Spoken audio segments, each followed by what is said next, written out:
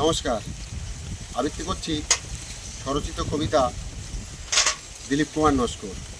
কবিতার নাম সরিষা ফুল। দুপুরে ফুটে আছে সরিষার ফুল, শেষ দিতে যায় বধূ কানে তার দুল।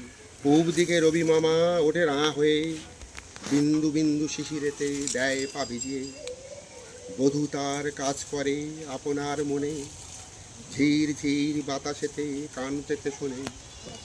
মধু লোভে ছুটে আসে মৌমাছির দল, মধু খেয়ে উড়ে যায় করে কোলাহল। দক্ষিণে বাতাস এসে দলা দিয়ে যায়, গাছ ঠোকাঠুকি করে মাথায়। বধূ ভাবে কোথা থেকে আসে এত ঝড়, শীত লাগে গায়ে তার কাঁপে থর থর। ঘোমটা খুলিয়া যায় পড়ে এলো চুল, তাহার মুক্তি যেন সদ্য ফোটা ফুল।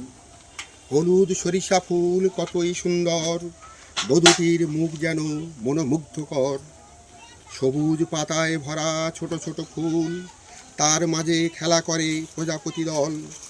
কাজ করে ধীরে ধীরে বাড়ি ফিরে যায়, স্মৃতিতে সিঁদুর তার আলতা পরা পায়। হিরেতে স্নান করে আছে দুর্বাদল, দোলে যায় রাঁ দুটি চরণ কোমল। প্রতিদিন খেতে গিয়ে নানা কাজ করে, ফুলে ফুলে বাগানটি আছে আলো করে। নমস্কার।